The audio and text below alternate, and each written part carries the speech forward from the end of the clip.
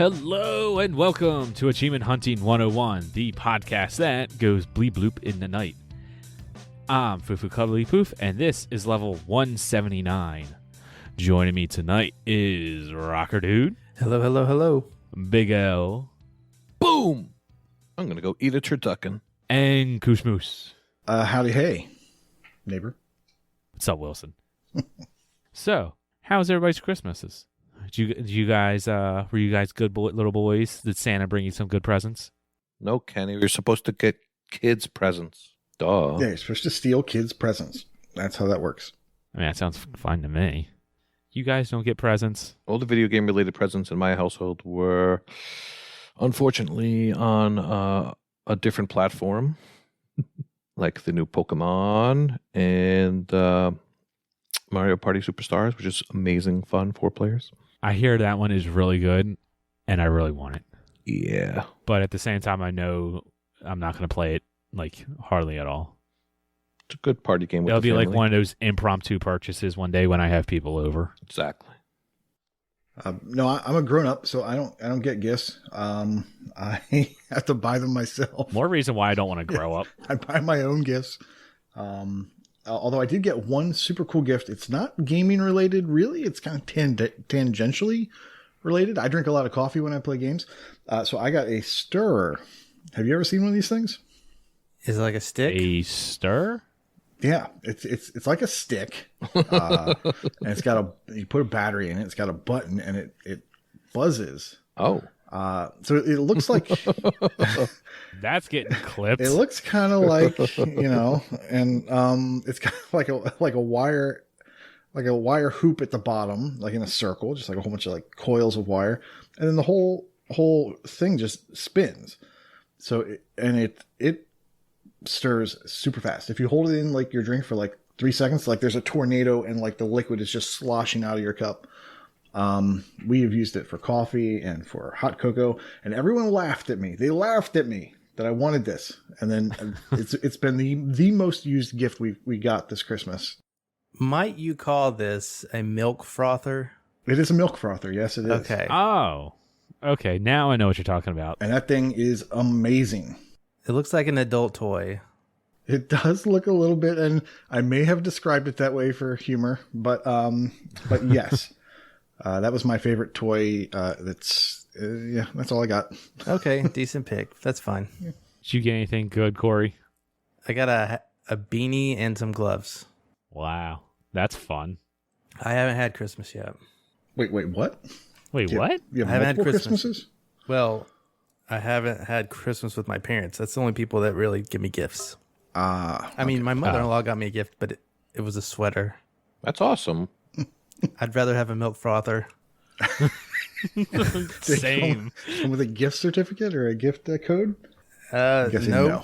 No. Oh, okay. Fingers are still crossed for a Quest 2, though. My wifey got me a heated blanket. It's very nice.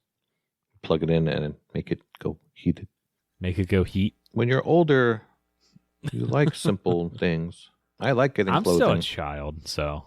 Give me some socks. Get a new vat of icy hot. Yeah. Icy Hot, Preparation H, you name it. Yeah. The staples. Exactly. Oh man, I hope I never get old. Christmas is fun. I still like. I think gifts. you got something fun, Kenny. Mm-hmm. Yeah. Oh, I did get something fun. And his son got nothing. Okay, His son's so not going to college. Here's some baby all powder, right. boy. So fun fact: we really didn't get Oliver much. We got him like 2 toys because we knew we had a lot of friends and family that was going to buy him everything. So we're like, okay, we're going to save the money and not really get him anything. That is a And pro you tip. all can get him the good Pro stuff. tip for That children. does not Yep. work later in life. I know it doesn't work That is later true. in life, but it worked now when he doesn't quite understand the concept of Christmas and Santa Claus. You can also save them because you tend to get inundated with gifts when they're young and cute. So you store some in the basement where the kid doesn't see them, and then you bring him out once he's not cute. And then Yeah, you just rotate toys like every 3 to 6 months. there you go. Yeah. But yes, Brooke absolutely won Christmas this year. it didn't help that I already felt like I was striking out and getting her something. Like I got her something cool, but it's just like it does not compare to the Halo Infinite Xbox Series X. Whoa! Like, holy crap! She's just like, yeah, you only got like really one gift. I got you something else, but you pretty much just got one gift. I'm like, I'm not complaining with this. This thing is awesome. This is like the only thing I've ever really wanted right now. So was it a surprise? Yes and no. So she has been talking about the Series X and her woes, in quotations, about trying to get one. And in the back of my mind, I'm like, oh, okay, so that means you're trying to get one. And she wrapped the gift, and it's been sitting under the tree, and it was a, Series X shaped box. So in my mind, I'm going, oh, cool. I probably have a Series X. I wasn't sure, though. I also made it explicitly clear to her that I do not want a Series S. If I get a new Xbox, it's got to be the X. Right. To my surprise, though, she got the Halo Infinite one. I didn't look at the bank account. I have no idea. I'm not looking at the records. I have no idea how much she spent. But she got the Halo Infinite one. And I am beyond happy on that. That was the real surprise there. How did she do it? What do you mean? I mean, did she tell you that, that she bought it at a store, online? Have a PM All with she chip told me going? Is that she got it off of Walmart.com. Well, she probably paid retail then. I mean, I know they have third-party sellers, but surely... She got it from a third-party seller on Walmart. Okay, she did not tell me how much it was. Maybe you don't want to look at the bank account. Yeah, you don't. Probably don't. You don't want to know. Honestly, I don't care. No third party would sell at retail. I'm not. I don't care how much it was. It's here. It's already open. It's not like it's going to go back. The money's already spent. So I got a Series X. Yay. You deserve it, and bud. Wow, is there a difference? Like, did you know that when you press the A button on a menu, it just pops up? There's no waiting. Yeah. No. People may not remember, but you are coming from the Xbox VCR. No, I upgraded like You 3 did? months ago. Oh, Mr. Fancy Pants here, upgrading every 3 months. Oh, you stole one from the nephews. No, I stole Brooke's Xbox. She had the One S, and she never used it. So, and like I was sitting in the living room one day, and I saw it sitting on the shelf. I'm like, why haven't I been using this? You haven't touched this in like a year. So I'm like, I'm taking this. So I upgraded to the One S, and it's just like, oh, that was much nicer, but it's no Series X. And like I said, like, holy crap! I pressed the button to open up the Game Pass app or the My Games and Apps app setting or whatever you want to call it, menu, and it just opens. It's not like press A, take a drink of coffee, wait 3 seconds, and now I can do what I wanted to do. It just opens. It's so nice. Indeed. The dynamic backgrounds is it's a little thing, but it's neat. Like I just added the OG Xbox thing, so I have like that swirling green slime thing. I don't know what you call it, but it's cool. The Series X, it's so nice. Favorite feature? No lag. No lag. Things loading. I mean, I loaded up Halo Infinite. So Halo Infinite was the first game I played. It just felt right, and I've been kind of waiting to play the campaign until I had the Series X because I had that inclination that I might be getting one for Christmas.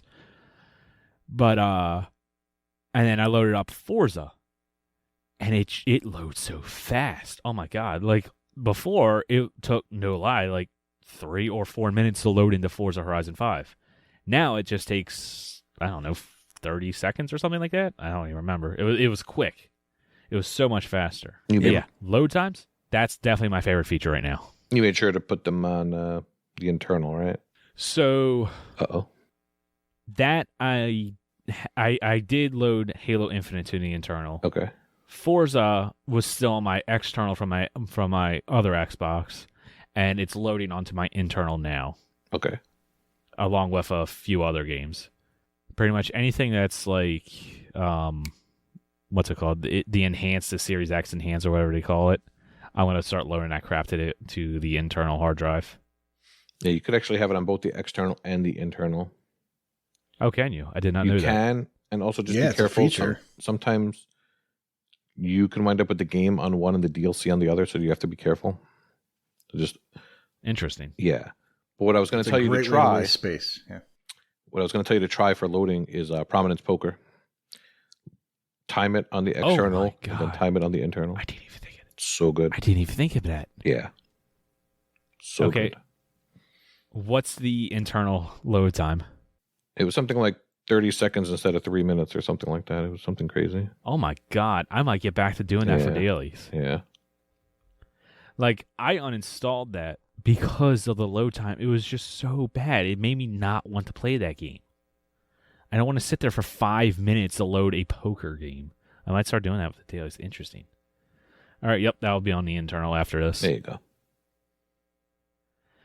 Yeah. I'm really excited to jump into. Oh, what was that shooter? I just lost it. Bright Memory. Yes. Bright Memory. I can't wait to play that. Did you buy and that? the medium. It's like $3. Yeah. I think it's $8. Yeah. Honestly, I was thinking it was free. Maybe I was thinking of something else then, or maybe it was like a demo or something that was free. But if it's like $3, I'll pay for it. Yeah, It it's- looked cool. I think it's You- less than $10. You do know because- the best series game, Oh, boy, right? there we It's on Game Pass. What's that? Involves lawnmowers. Okay, so I did just download that. go. Involves lawnmowers. I mean, core mechanic, but yeah. Right, there we go. I did just download that. And funny story about lawn mowing simulator. So when it comes to Game Pass stuff like that, you don't actually need a Series X now. You can play it like through the cloud on console. Yeah, that particular game that you can. Oh, okay. I thought it was all of them, but either way, my nephew was playing it, and he basically just came out and he's just like, "Kenny, I'm bored. I was playing Lawnmower Simulator, and it's awful." And immediately I started laughing and thinking of you because I know that's like your game of the year. It's not, but your nephew has no taste. Sorry. Tell him to go back and be a scrub at Fortnite. I like all that. I haven't tried out Quick Resume yet. It's overrated. You don't need it. Breaks too much stuff. Quit every game. Big Al is All right, team quick resume. I like It it. loads so And that's fast why I anyway. said You that. don't. Need I quick haven't had resume. anything break on me except for if you did Forza Horizon. Yeah, you It doesn't got, break Radalaikas, L. It breaks big games. Stop it. Radalaikas Stop break it. themselves. Stop it. Breaks big boy games. No, I use like it for Sunset Immortals. Overdrive. I've used it for real games. I've never had an issue unlocking achievements or tracking achievements. I mean, quite honestly, what I'm really looking to use Quick Resume for is to have, like, let's say Halo up and like a Gems of War or a Prominence Exactly. Poker. Exactly. So while in It will between be loading on seamless. multiplayer games, I play a Gems of War or a poker. I was about to say, you do know that loading is kind of irrelevant now, but you tacked on multiplayer, so you are correct. You do have to wait a little bit for those. Yeah. Loading screens are irrelevant now, which is wild. It's like trying to plan a bathroom break now is much different. Because before it's just like, oh look, here comes a loading screen. Here, I'll just quick run to the bathroom. When I come back, I'll be good to go. Now it's just like I don't even have time to check my phone, which is something also I would do. Probably take a nap. Or take a nap, especially if you're playing like a Red Dead Redemption or something like that, where the load times are outrageous. Well, congratulations, Kenny. I thank you. It is so nice. And next week they're going to be announcing the Xbox Series X Elite. Did you see the rumored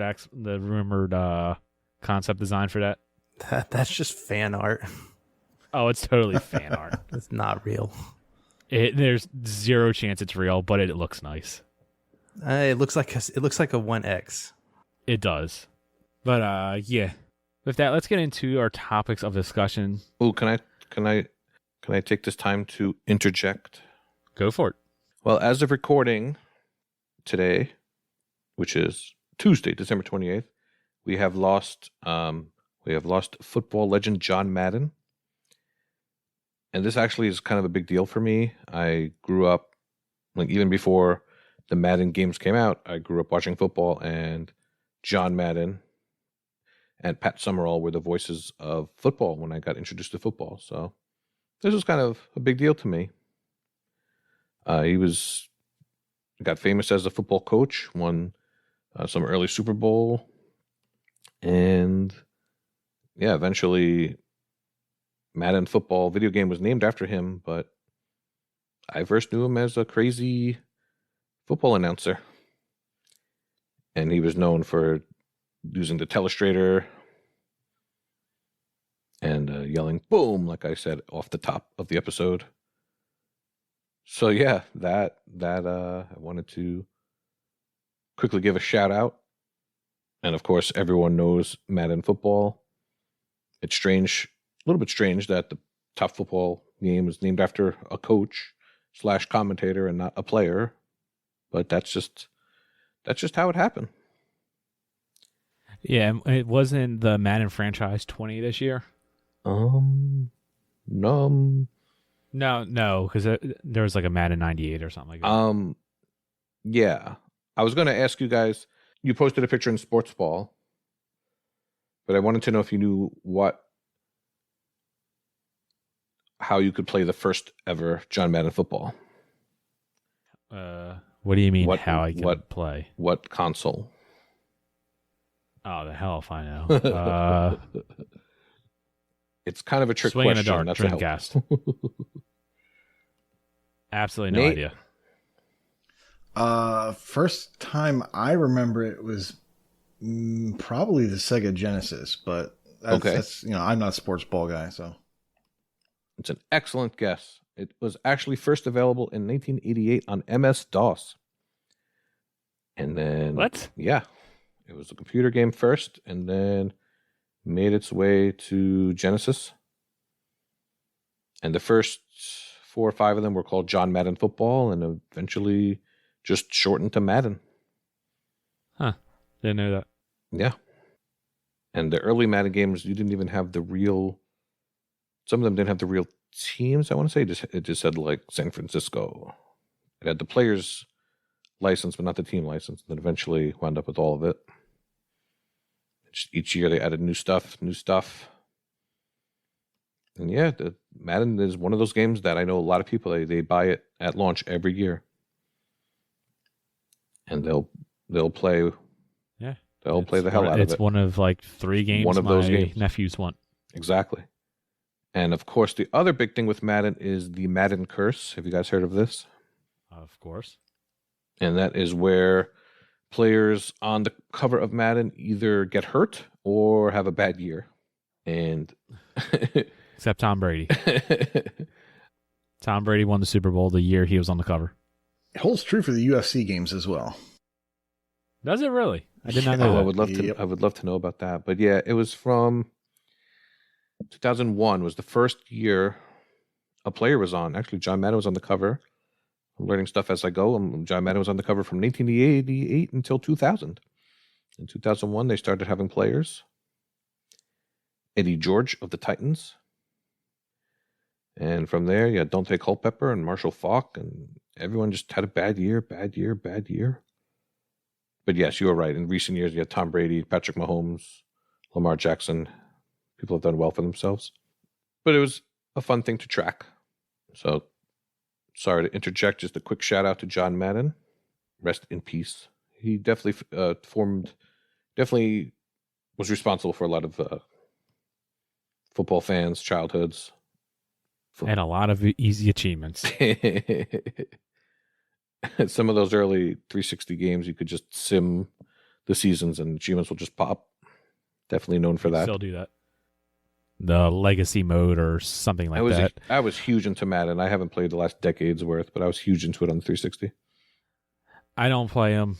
I just know of it. I know that if you have Game Pass, since most of them are on EA Play, you can go to like the earliest one, load up a team, get a bunch of stuff.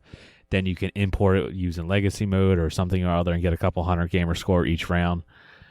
Yeah, so that's that. Like I said, let's get into that topic of discussion. We look back on Madden now. Let's look back on Xbox. TA put up like a Xbox 20th anniversary thing where it tracked a bunch of different milestones and stuff like that you've hit throughout the years. Corey, you want to talk about yours first? I certainly can. Overall, the statistics are kind of whack, if you ask me. There's a few of them that are interesting, but there's a lot of filler in there. For example, I've seen this on several people's, like on the side, they have, stats. And one of mine is gamer score earned in Bullet Beat, 4,000. Like, okay, thanks for telling me that. They've also told me that I played 133 puzzle games. But is that your highest? Is that your highest gamer score? I mean, probably, because there's only a dozen, if that. Yeah, but it's dumb. Okay, Is what it is. wow. It also tells you, average achievements unlocks per day, and it does seem to like alter based off some people. Things like that. Some of the ones that were interesting that people were sharing were like, how many games have you put in more than 20 hours worth? Mine happened to be, which actually I don't even see it on here anymore. You have 122. Okay, I was looking for the 140. Yeah, 122 games played for more than 20 hours. That was a little surprising. One of my favorite ones is games with one achievement unlocked, and I have 140 of those. I thought it would be much higher. Good Lord. Yeah. Otherwise, like, you have a little timeline of events, like when the console's launched, when you unlocked your first achievement, your 200th achievement, which seems kind of silly in our profession. But they do throw some cool things in there, like the first games you played on the console, maybe the first to complete, if you are lucky enough to be one of those. I don't know how it chooses which one it picks, though. I have like 3, I think, first to completes. And my Maybe most that favorite, was your first one. well, I mean, it did pick my first one and my latest one, but my most favorite one happened, in between this year. So I don't know why they, chose to pick the other one. They also picked one random achievement where I was first to unlock, and I know I've had many of those. So some of the things just seem a little random. Probably the most interesting one is my longest game completion was from September. Actually, I completed it in September of this year, and that was Guacamelee, the original one. Apparently, I left that open for over 2,600 days. Wow. Yeah. Similarly, in the first to unlock category, Wakapeil of this podcast's fame, he mentioned that he was the first to complete Crimson Keep in March of 2019. You may remember that infamous segment. I do. That he delivered on that. So that was one thing that he wanted to point out that he showed up on his list. Jeez. 2.5 years ago? Right. Goodness. Indeed. Almost 3. Oh, wow. How about you, Nate? Yeah, I thought some of those things were funny or weird, or why. Why would they pick things like, you've played puzzle games? Does that mean that's the thing I've played the most of? Because I have 190 of those. So that was interesting. And then, of course, they have to pull out Ratalaika. I'm sure that showed up on a lot of people's things sure for how many did. games they played. Showed up on mine. I've only got 63. I know I'm way low compared to other people. It's ridiculous. Now, so here's what I found funny. I won't go into everything, but I will go over a few things I thought were interesting. First achievement on the 360 was in Cameo, depending on how you say it. My first Xbox One game was Rise, Son of Rome. Nice. And my first Xbox Series X game was Bright Memory. Now, what's the fun fact that connects all 3 of those? They're launch games, launch titles for those consoles. That's one thing, yep. Wow. Second thing is I haven't finished any of them. Oh, that's a gimme. I was going to say, Yeah, of Like the course. story or completing them? I haven't completed those. I have 119 games with 1 achievement unlocked. So I'm a little less than you. I was the first to unlock an achievement on Evergate, which was a Series X game. And that was Jade Trophy. I got that on day 1, and I think the game only has 1 completion. It is a fun platformer. I would like to go back and work on that at some point. Most days between unlocks, 223. Now, this is probably because of a World of Warcraft break that I took. Another fun one I didn't hear you say was average pops per day. Average achievement unlocks per day. Oh, yeah. Yep. What do you got? So I'm at 3.64. 6.58. Whoa. And then my longest time between starting and completing a game so far for completed games is X-Men Origins Wolverine, which was a fantastic game, 3,751 days. And then I went ahead and I said, okay, well, if that's the case, what would be, if I were to complete the first game I played, what would it be? And that would have been Cameo, obviously. And I think, did I close the page? I closed the page. It was somewhere around like 5,700. So if I complete that game, that's the range I'll be looking at. It'll probably be around 7,000 before I actually do that, though. I'm jealous of that Wolverine completion. It's great. It's a great game. Vulgar Latin says most days between achievement unlocks for him was interesting. 976. So he's got me beaten handily. Oh, I know Vulgar was also, since his crazy bean dive, he was well over 300 games with one achievement unlocked. And Carpe Adam 79, his favorite thing to note was his achievement hunting claim to fame was being the fourth person to complete Arcade Islands. I remember that. That's not an easy game. That's not easy. No. One thing I'm noticing on my timeline is they mentioned when I got 200,000 gamer score, but no other milestones. And apparently I got it with score 200,000 points on this random ACA Neo Geo game. I wish they would have put every like 100K milestone in there just to see like what you did. Mm-hmm. You know, that would have been cool. Yeah. It's the 20, right? It's the 20. Yeah, that's exactly what it was. They're just playing on the 20s. They're doing ones and 20s. Oh, you know, a lot of this makes sense now. Yes. That didn't click?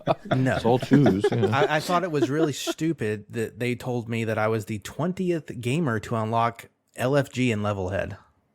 Like, Right. It's all 20s. okay, thanks. Well, there you go.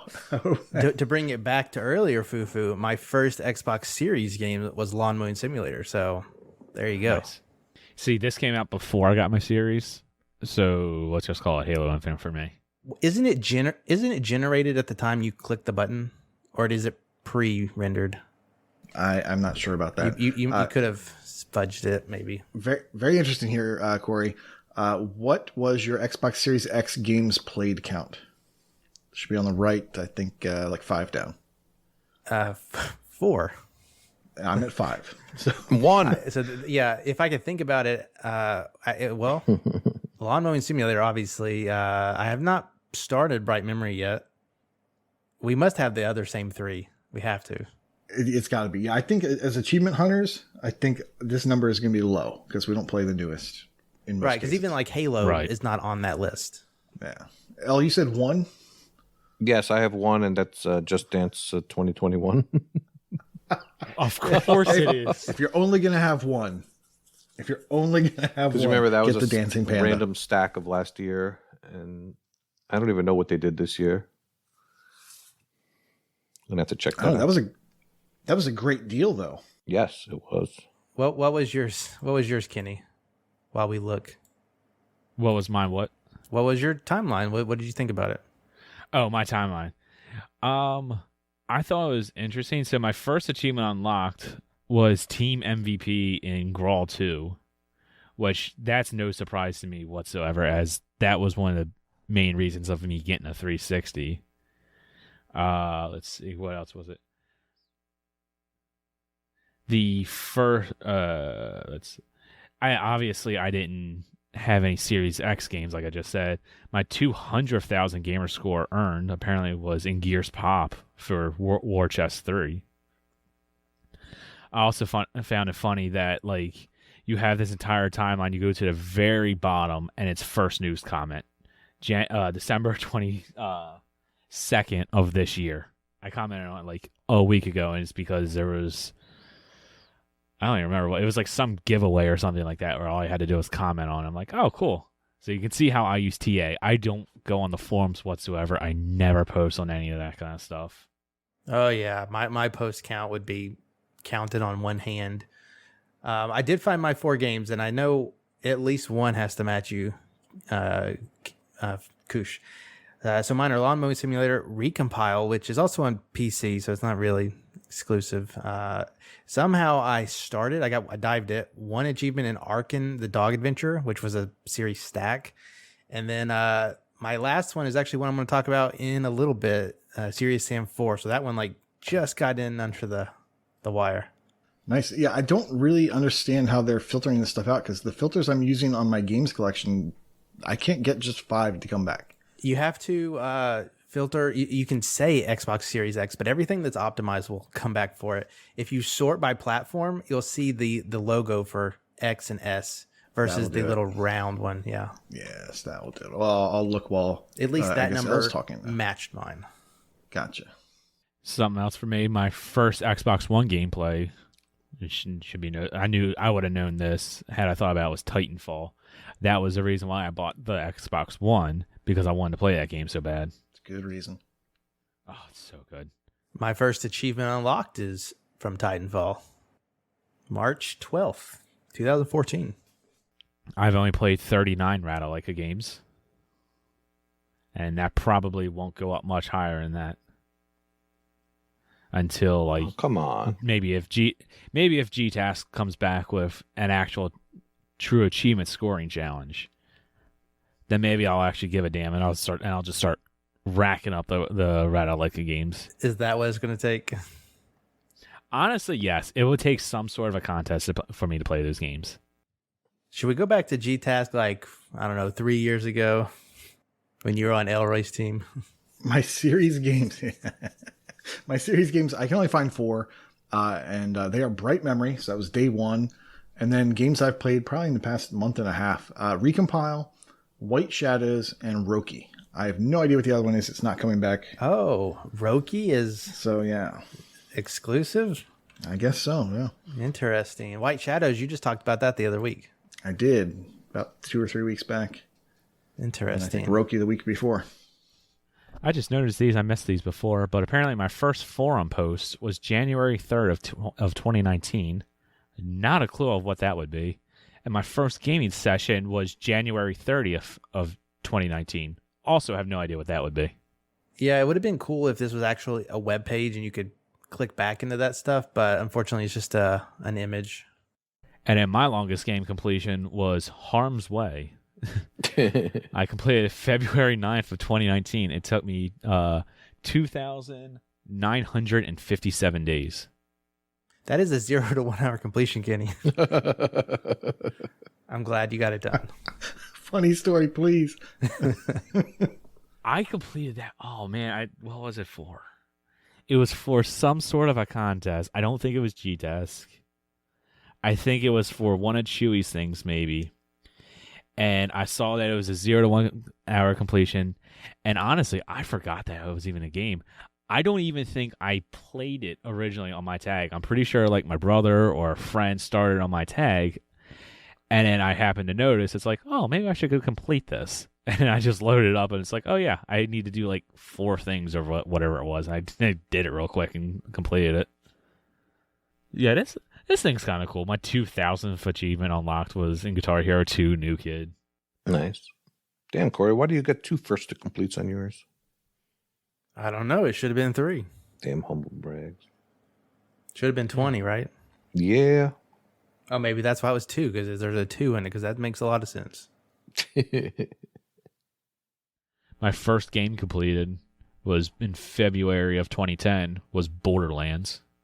That would have been the base game. I don't have the whole game complete with the DLC. So it's not. It's a schmopletion. Well, in 2010, that might have been a completion. It might not have had the DLC at that point. I have no idea. Well, what about L? What about L? What you got on yours? What cool stuff you got?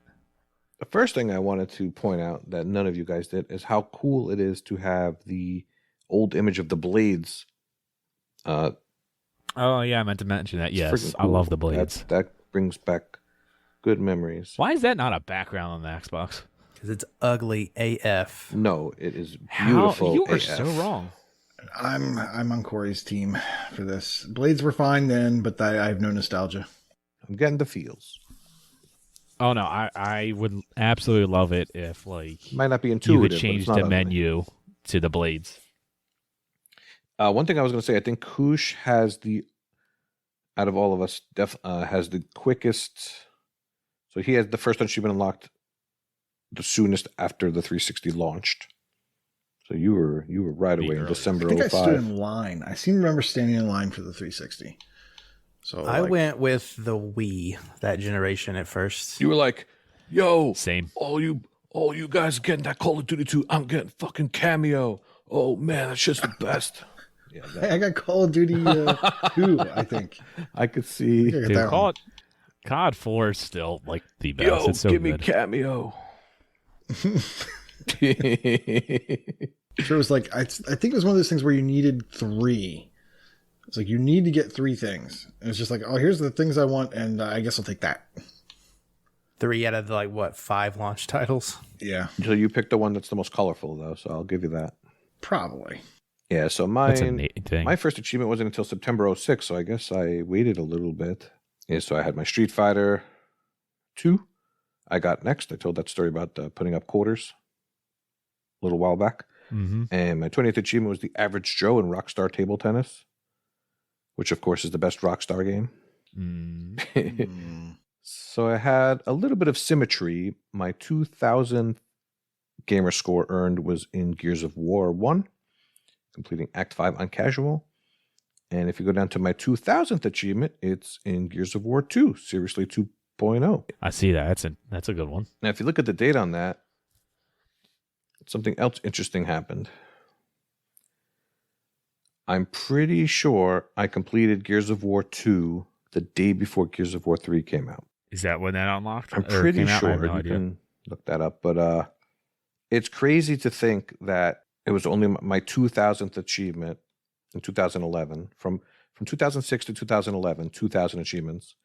And then in the last 10 years now, I'm up to 25,000. So it's just crazy how easy it is and how frequent. You can just get a lot of achievements now. But I was definitely into my achievements in 2011. I used the turbo controller trick to get Seriously 2.0. You could set that baby up all overnight. You had to put rubber bands on both the left and the right stick just right and hold down the right stick just right to get the Brumac to kill a bunch of stuff on this one level over and over. So yeah, I registered on TA in September 2009. So my first forum post and news comments were in January of 2010. So yeah, back in the day, that used to be the thing to do, Corey. Post on TA. You always talk. But now, the friend feed used to be where it wasn't so crowded, your friend feed. You wouldn't have 1,000 friends. You would have a few friends. You see what they're playing. You would comment on them. Ask how the game is. This game's quick and easy. It's 6 to 8 hours. Now a game has to be 6 to 8 minutes to qualify as easy. See, I know you used it as a social media, but that is just wild to me. I have never looked at TA as a social media thing. Yeah, you had your It is solely a place to get guides from. you had your Sasha Mornings and your Chad and Jesse's and people like Inigo and Chip were people I met from their constant posts. So yeah, it was a thing. I guess my first Xbox One game played was Xbox Fitness. RIP. I wish that was still around. My longest game completion was the Simpsons game. Took 3,238 days. And I think All right, you win that. I think I only have one first to unlock, which was Freedom Finger. Slick Willy. The Xbox Fitness, that's got to be because of licensing, right? That's why they had to cut it? I mean, they've got more money than anybody. Like, Why not they keep can it keep up? a server running, right? Closed a while ago, yeah. And Yeah. the achievements were so grindy, I never got it done. But it was unfortunate because it was a really cool idea. And I did win the Ratalaika Games Played at 114. I'm pretty sure there's got to be closing in on 200 if there isn't already. Probably is. But my gamer score earned shows Halo. I guess that's what I have the most gamer score in, 6,110. Probably. I mean, I can't imagine there's any other game that has more than that. That and Killer Instinct, maybe. I think Killer Instinct's only at 5. Yeah. Actually, I think it's a 4. No way to know, though. Well, I thought this was very interesting. Oh, I think there were some people that were not read yet. Oh, yeah, so Heiser also in the 300 club. He had 322 games with only 1 achievement unlocked. And he will continue to critique me anytime he mentions, anytime I mention buying something I knew you were without going to say immediately that. using it. Yes, that was a little inside joke. But I think certain people are slowing down a little bit on buying games, but who knows? Maybe not. Heizo, play your damn games that you already have. And Michelle used her list to find an achievement that she was first to unlock, and she had no idea, which was in Bionic Commando Rearmed Xbox Live Arcade game, a real challenge. Acquire at least 1 star in each of the challenge rooms 1 to 56, which she unlocked in August of 2008. And this has a nice 6.28 ratio. Only 387 people have this out of 15,000. Wow, nicely job. Good talking, Elliot. Yeah, good job, Em. Doesn't seem like an easy one to get. No, I cannot play Bionic Commando because your first instinct is to jump, and you do not jump. You have to. It's just. I know Nate knows what I'm talking about, but. Oh, I know. This would kill someone who hasn't played NES games. It would just. It would be so much fun to watch their head just explode. Even still, I played. No, thank you. Couldn't wrap my head around the controls. So instead of jumping, you have to swing around with your arm, basically. But it looks like a platformer. You want to get over a box? Okay. You need to hook onto the ceiling above the box and be far enough away that you can swing over it. Oh, man. It's so good. Yeah, that was the Xbox 20th thing that TA did. Kind of a cool look back into the years. I like when TA does this kind of stuff. Like they did. What was the one last year? Did someone notable tweet it? Because someone was talking about getting a little bit of go uppity. Jeff Rubenstein, Major Nelson's right-hand guy. I guess he's kind of notable. Oh, yeah, totally. I have no idea. If you listen to that podcast, and a lot of people do, or follow his YouTube channel, I think that probably threw a little bit of attention to TA, which would make some go uppity. Oh, I'm sure. As soon as I saw that this was a thing, I assumed that there was going to be some go uppity just because of it. Everybody's going to want to join TA just for a minute just to be able to see this. Because it's cool. All right, but yeah, that's what we've played throughout the years, but let's get into what we've played throughout the past week. Corey, you want to start us off with some Serious Sam talk? Yeah, so I booted up Serious Sam 4 this past week just to have something to talk about to you guys because I've been addicted to Halo multiplayer. So that aside, Serious Sam 4 is pretty much like the other Serious Sams. If you played them, I kind of got caught up with some of them in the recent 1, 2, 3 HD collection. It's a okay game. I definitely shows some age, in my opinion. Very fast, very gory, very gunny. And Serious Sam 4 is pretty much no exception.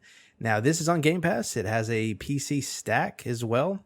And Kenny, I think that this would be the perfect game to put your Series X to the test. Okay. Now, a little, I guess, pro tip.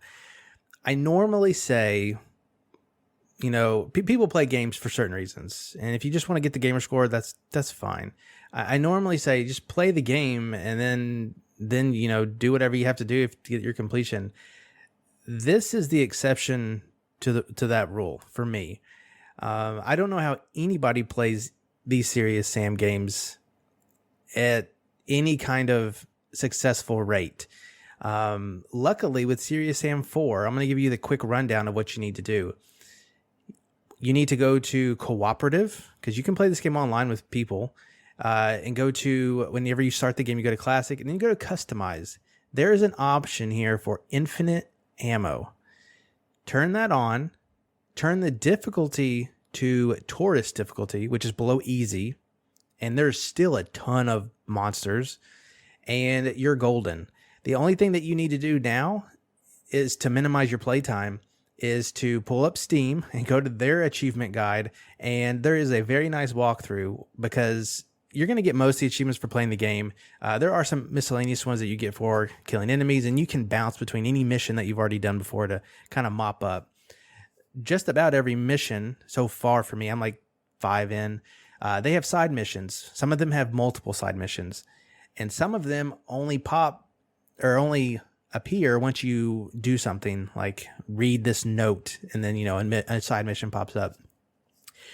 All the guides I've clicked on so far in TA, and I haven't done like a deep dive with the forum or anything, but that people just post their videos in there and put timestamps, and that's fine and dandy, but I don't want to sit here and watch a video just to know like this achievement is missable unless I replay the mission. It's just going to waste my time. There's a very nice text walkthrough. It says, and it goes in order too, mission, whatever, 4. And then it's going to list all the possible side missions, which all generally have achievements related to them right there. It's going super smoothly at that point. The game is chaotic, and I think that the Series X, Kenny, now knowing that is an exclusive, apparently, you can see how much that this thing can take. Like, you can put it on graphics mode or performance mode, but like I'm talking dozens, if not hundreds of enemies. It's kind of like Left 4 Dead at times, but this is just the crazy fun game that throwing on infinite ammo and put it on easy difficulty where you can't really die. I think it actually enhances the experience. I would be so stressed out if I was playing this normally, and I probably wouldn't touch it. So, yeah, I'm watching a couple of clips of this, and I can absolutely see why this would be an exclusive for the Series X. Because, like you said, there are so many enemies on the map, and things are exploding and whatnot. Is this literally just a bullet hell game, kill as many as you can as fast as you can kind of a thing? I mean, not really. You're getting from point A to point B, but sometimes there are bosses in the way, and there are arenas where you have to kill everything before you can continue. But some of the places you can just run straight through. The way I'm playing is I'm making sure I know what side missions to look for, and if I have to trigger them in any way, or where they appear, so I don't go past them to like a point of no return, just so I don't have to redo the missions for that specific thing. Somebody on Discord on another server was saying that they just beat the game, but then they had like 20 miscellaneous achievements because they were just going through it, and it's not one that I'm gonna I want to play over and over. The dialogue is very humorous, and like some of the monsters are just pretty funny looking, but I kind of want to do my minimal effort to get through this game, especially if I'm going to stack it on Windows. I probably won't, at least not for any particular reason, or until it leaves Game Pass. But yeah, that's just kind of how at least these Serious Sam's games are. Now the other ones, the HD ones, they have cheats and stuff, but they disable achievements. Right now, at least, this infinite ammo trick, you can get through this game very easily. People are saying like maybe 8 hours, give or take. Oh, wow. It's got like a 4.2 ratio, so the TAD is there. And, it's just fun run and gun times at that point. If you don't have to stress out about finding ammo, keeping up with your armor and all that stuff, that's how I would choose to play this game, in this nice cheaty method. So figured I'd share it with you and recommend it for your new shiny console. Okay. It looks like it's just like a, I say this often, but like just like a dumb fun shooter kind of a thing. Exactly. And if you turn on the cheats, I think that's what it becomes. And I think that's, for me, that's the best way to experience this type of game. The only downfall is like there are a ton of cosmetics. Like I put on a Santa suit because I was in the festive spirit right after Christmas. The only problem is all the cutscenes has you as regular Sam. So like it kind of just takes you out of that for a bit. But yeah, it's funny, serious Sam game that you know and love. It's just another one.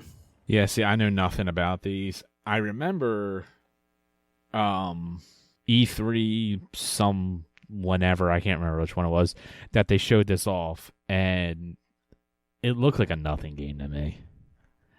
Like I said, I've never played any of these. I have no attachment to them. It just looks like another shooter. Yeah, just do what I mean, do. it's and Devolver Digital, so when you say the humor's there, I'm sure that the humor is there. That does not surprise me. yeah, I think this was like a Stadia exclusive or something, and then it came out other places. So the Game Pass was definitely Sounds a about welcome right. surprise. But yeah, dumb, fun shooter is the right descriptors for this game. All right. And it looks like it's got 54 achievements, and just going through the achievement list real quick, it looks like you get them for doing just about anything. Yeah, I mean, yeah. a lot of them looks like they most of have a them- decent ratio, but I guess that's just a Game Pass inflation thing because that it looks is- like they're not too difficult to do. That is a Game Pass inflation thing. And like I said, if you just go through the game, get all of the side missions, you're going to get most of them. And then a lot of the other miscellaneous stuff will probably come throughout the way. But if you don't get it, you can load up any mission. I'm sure some of these guys have optimal missions to do, and you'll just knock them out there. All right. And then Completionist Beware, it looks like it's uber easy to get it on your tag. But again, 8 to 10 hours. Also easy to get off your tag. Yeah. Fair. All right. Elle, tell me about your game. Hello. I have been playing some games in the same collection, and it is Castlevania Anniversary Collection. Since I am old and like playing old games, Waka talked about this a couple months ago on his segment, but I have my own opinions on the games. So What games are in this collection? Castlevania Anniversary has Castlevania 1, 2, and 3 on the NES. Castlevania Adventure 1 and 2 for the Game Boy. Super Castlevania 4 for Super Nintendo. Castlevania Bloodlines for the Genesis.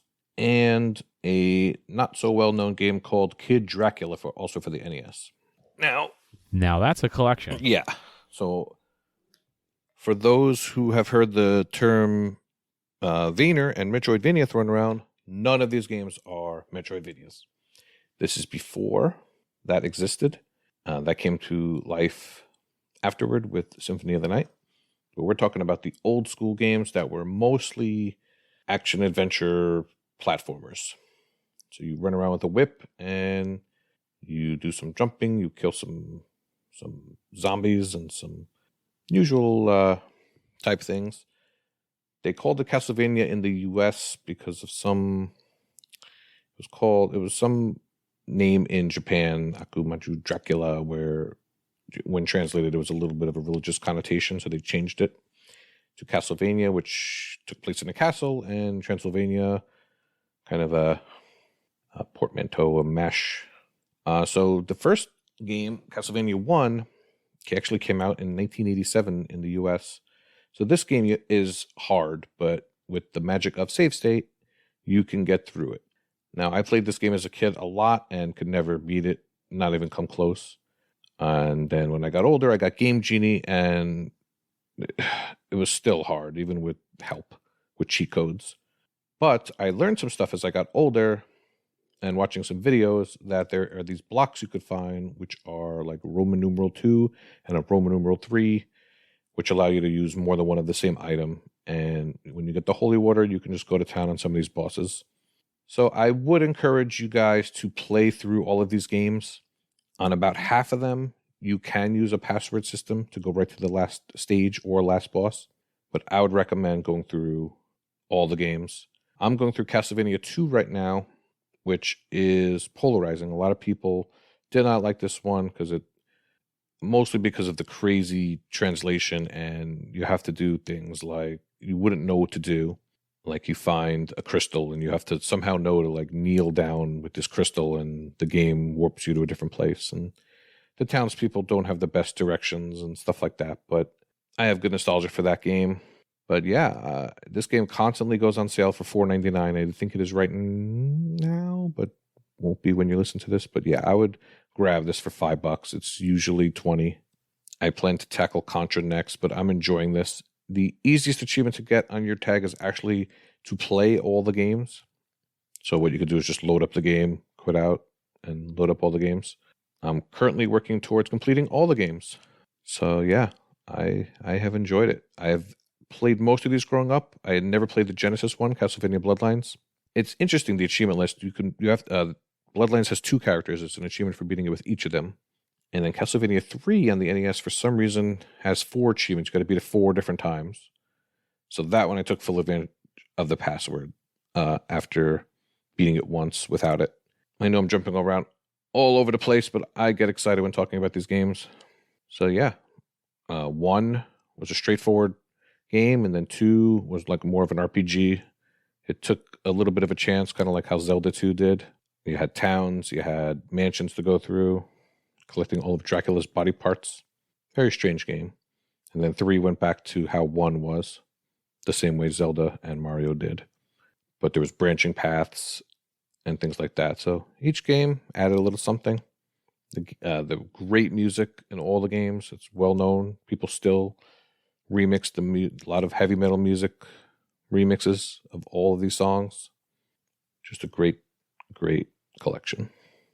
I hope to do this and get to the Game Boy one, the Advanced Collection, which is our 3 Metroidvanias. And then hopefully they can find a way to get the DS games out there on the Xbox. We can get achievements for some of our old games. I love it. Bring us some more NES and SNES games, someone. All right, I am done rambling. Have you played Kid Dracula yet? Yes. And unlike Waka, I liked it a lot. Well, it's a clear plagiarism of Super Mario Brothers 3. What? From what I'm looking at. There's a bar at the bottom. It's got the hearts. Yes. Kid Dracula I liked, but the last couple stages are awful. So if you do the password thing and start there, you're not going to have a good time. But I played through the whole game and I enjoyed it. There's some crazy gambling mini games in between stages. You earn lives. I don't know. I enjoyed it. I'm glad you know your Mario 3, though. That is a classic. Yeah, who doesn't? It would be out of line if I didn't. Speaking of, KooshMoose, you played this game called Out of Line. You're out of line. The whole system's out of line. Tell us about it. Gladly. I played a game called Out of Line. You may not have heard. It's by developer Nerd Monkeys. I don't think they've done anything before. I like monkeys. Silly monkeys. This was, released in July of 2021. And, I don't remember hearing anything about it from anyone. In fact, only 101 people have played it, which is fun. This game, if you look at it, you'll know why I played it. It's got a cool kind of hand-drawn art style. The game is basically a platformer. It's a little bit of a Limbo-like. Oh, yeah, that classic Limbo genre. Yes, that classic Limbo genre, which I'm campaigning to make this thing happen. Just so you know, there's one level where when you start, you go left and you'll find a hidden thing. Just saying. It's right up my alley. Is there a waterfall? I have not seen a waterfall yet. No, I have seen no dogs. Heading off that question. So it's got this hand-drawn art style. It's not the prettiest, but it is very interesting. I definitely like this. You are, I don't know, a robot guy, and you kind of question mark. And you're basically just trying to go from left to right, and you are trying to escape these kind of corrupted machines. And very early on, you discover a staff, a licht spear, if you will. And that, which is the other game that this is a little bit like. It's kind of a mash of Limbo and licht spear, which probably no one else has played besides Waka. And in that game, you're basically throwing spears. Okay, well, how about Castle... was it Castle Siege? Storm. Castle something. Castle Siege is a game. Castle Storm. I think it's Castle Siege. No. Did they get 2 of them? Not sure what you're trying to think of. Okay, yeah, it's not Castle Siege because it is not... it is not an Age of Empires game. I'll remember it later after, and people are probably screaming at me right now. Oh, is it Castle Storm? It is Castle Storm. Thank you. That is the game. Can't hear me. Castle Storm. No, I can't hear you. Sorry. Sorry if I did not hear you say I that. definitely didn't hear you say it. I apologize. So yes, so it's kind of like that in that you're throwing these javelins, these spears. You're not really throwing it to kill anything. You're mostly using it to platform, to hit switches, to break branches that will then release other elements to go do things. So it's more of a puzzle platformer than it is an action platformer. There are places where you have to run away from things, but mostly it's just hold right and make sure you hit the switch before the thing gets you. Death is really not a problem. When you die, you get a nice, you start right back, just before that. So if it's like a chase sequence, you get to start the chase sequence over again. They're pretty good about that. There is going to be an issue with the collectibles because you can't go back. And from what I've seen, there is no chapter select. And there's an achievement for getting all of the memory cubes, which are your collectibles. I don't think that there were any situation specific achievements that aren't required. You will pretty much get everything by playing this game. TA says it's 1 to 2 hours. I've been playing, I don't know, for a couple hours. Looks like I've been playing for 2 hours according to TA. So you're behind. Well, I was playing and I skipped a cube because I thought, obviously the way to get it is to go around and come up this way. And that was not the case. And that's when I learned that you can't backtrack and that there is no, you can't always backtrack. Sometimes you can, but most times, once you get really into the next section, there's no way you're going back. And I also discovered that there was no chapter select, or scene select like you would have in a Limbo. So basically, to get this achievement for getting all the cubes, you have to have a perfect run of getting all 16 or 20 cubes or whatever they are. But this game is fun. I do like the puzzles. They're very low pressure, so you don't have to worry about it too much while you're doing them. You kind of take your time with them. There's nothing attacking you for the most part while you're doing these.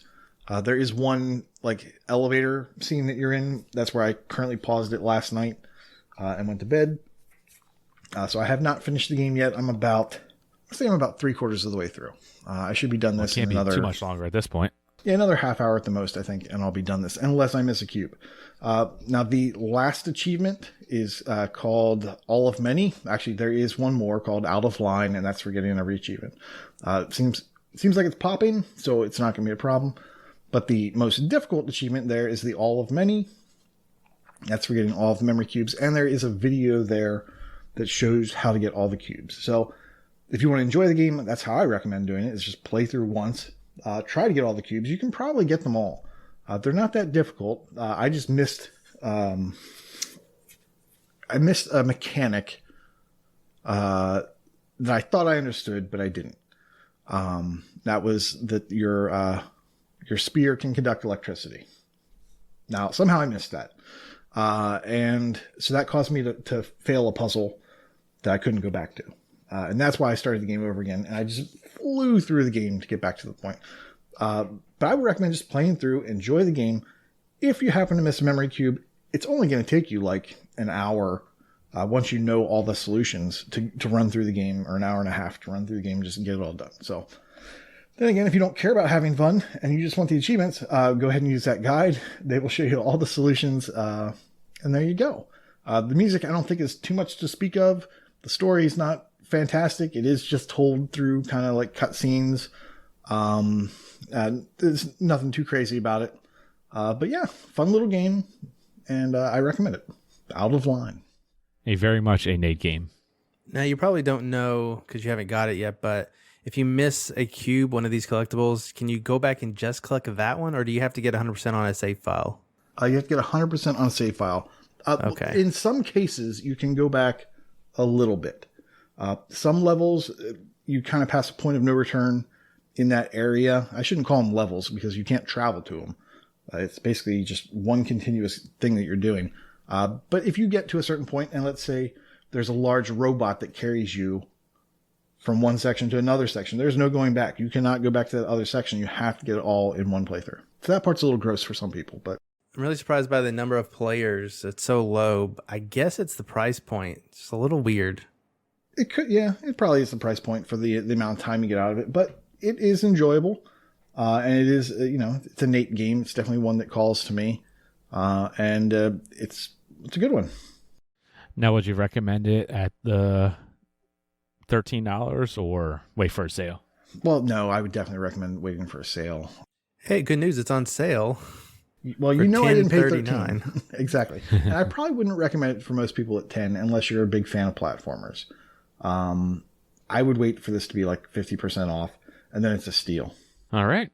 Well, in that case, it is my turn. And as I said earlier, I have been playing Halo Infinite on the Halo Infinite console. It only seems right. Now, I've put a decent amount of time into the multiplayer, and it is very good. And I just started the campaign. I had absolutely no time with the holiday weekend to play it over the holidays. So I'm about hour and a half, 2 hour-ish in to the campaign. Probably about an hour and a half, actually. Basically, I've beaten the first boss. So if you play the campaign, you know about where I'm at. Did you go any amount of time after that? Not really, because I figured that was a good stopping point because I had to get ready for the show. All right, it's about to be a whole new world. I do know about the open world-ish parts and the upgrading and stuff like that. So Yeah, you haven't got to that yet. You're super close though. I know I'm right there, and judging by the way the game was going, I could feel that I was about to get there. I'm like, all right, this is a good stopping point. Let's get ready for the show and do the last-minute prep and stuff like that. So far, good job, 343. There's still time for them to let me down, but so far, I'm really liking the game. It is very good. I very much enjoy the cutscenes that they've made so far. The more I play, every time I see one of the banished big bads come up, I really regret never playing Halo Wars 2. That is one of those games that I've been wanting to play, and I hear about it I listen to a podcast or something like that. It pops up in conversation. I go, man, I need to play that game. I really enjoyed the first. And then I completely forget that it even exists. It's just not a game that's on my radar when I'm home and playing Xbox. The Banished are cool. Atriox is a cool bad guy. I'm hoping he pops back up. I'm assuming he does. I don't know. I don't quite know where this is going. I'm also very much interested in all the Halo lore that is going to be popping up through the game. That I just know about. I really enjoy the Halo series. I know a bunch of the lore, and it looks like this is really going to get into the, I guess you can say, the hardcore lore, the stuff that's not just in your face stuff from the previous games. Assuming that Halo 5 had a lot of that kind of stuff, because quite honestly, I don't remember Halo 5 very much. Yeah, Halo Infinite, I'm very much wanting to get back into it. The grapple shot is amazing. It is so much fun. Elle, by any chance, have you seen how many achievements they added for the campaign? No, I'm sure you're going to tell me. I think I know. The game has 50 multiplayer achievements. I think it's 69. Yeah. Campaign. Yeah. Yep, campaign achievements. Yeah. Because, of course, they did. They had to do that. Yeah. I assume, Al, you're not playing this until we have co-op? No, I'm not against playing it. I just have other stuff to do. We'll see. Ah. Getting a little FOMO, so maybe I'll play it. What difficulty are you on? So, He's on normal. I'm on You normal. can tell by the sigh. It's fine. Nothing wrong with normal. I know when saying normal, you probably wouldn't care, and Nate will probably wouldn't care, but there's probably some judgy coming from Corey. You think I care about difficulty in a game? How dare you? No, just because you started on heroic. I actually didn't. I started on normal. Oh, did you? I thought you said you started on heroic. I don't play games because they're hard anymore. Those days are gone. I play them to just play the game and enjoy them. All right, I take back what I said. My apologies. I will try to go back on Legendary after I do the normal, 100% thing, but no, that's totally fine. See, that's my exact thought. I know I'm going to play this game multiple times by myself and probably multiple times in co-op. My first playthrough, I just want to go through on normal. I just want to experience it. I'm doing minimal exploration, like looking for the skulls and the audio logs and stuff like that. Oh, really? You're doing that wrong. I don't care too much just yet. like I said, I know I'm gonna wind up going back through. So my next playthrough, it'll probably be on heroic, and I'll actually try to get it all, or maybe I'll actually try to get all the stuff when we do our co-op, because whenever co-op is released for this game, I'm sure this is going to be our Thursday night game. So maybe I'll try to do like a 100% run on that or something. I don't know yet. But yeah, as of right now, I'm looking for stuff. I'm keeping an eye out in any areas or whatnot for skulls or audio logs, but it's not a priority. I just want to experience this game. It's intrigued me so far. I'm having fun so far. So I just want to play the game. Although I am sure once I get into the more open world-ish area, I'm just going to have fun with the grapple shot and just Spider-Man my way all over the map and look for everything and explore. Well, yeah, it's not only fun, it's beneficial. That's because as you will learn, and you mentioned, you do and can upgrade yourself. So you need to find things to do that. Yeah, so that was one thing. I started off, and I was just in a normal firefight, and I died relatively quick. Now, granted, I just kind of chalked it up to myself. I'm like, all right, I'm playing normal. I'm not really paying attention to my health. I'm just going guns blazing. And then all of a sudden I get to a spot, and it's just like, oh, here's a shield upgrade. I'm like, oh, is my shields weaker than normal? And that's why I'm dying so quickly? Or was it just because I was just being reckless? I don't know. But I'm pretty sure it's because my shields are degraded and are not as good as normal. I will also say this game looks pretty. This game looks really good. They definitely took that extra year to upgrade the graphics. Craig is nowhere to be found. So what do you think about people starting on Legendary? I think you crazy. So I don't like Legendary. I find Legendary tedious and very boring because for me, Halo is all about being the Master Chief, being this one-man unstoppable army badass, and just mowing down Covenant with not being able to be stopped. That's how I really enjoy playing Halo, and I can do that on normal or heroic difficulties. Whereas you get to Legendary, it very much stops becoming that and becoming more of like a tactical shooter almost, where you have to hide behind cover, pop out, take out the grunts, pop back in, pop out, take out the jackals, pop out. I don't want to do that in Halo. That's like a Gears of War or Call of Duty type gameplay. But I mean, if you want to start with Legendary and get that out of the way, God bless you. Not my thing. And then there's a lasso too. Oh, well, there's going to be a lasso. There can't not be a lasso. What is that? Legendary solo all skulls on? Legendary all skulls on. Yeah. You can do it in co-op, but it's just lasso is legendary all skulls on. Like, yeah, they have one, but they don't call it lasso. You don't even see your gun. Fun fact, I haven't found any skulls yet.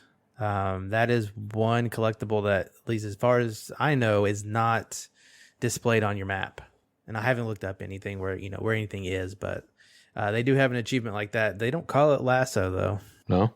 Completed all main missions on Legendary with all skulls active, not on. Lasso. They ruined it. I'm not calling it lasso. I refuse to call it that. Yeah, I haven't really looked at the achievement list too much. Playing the way that you're playing, you don't really need to.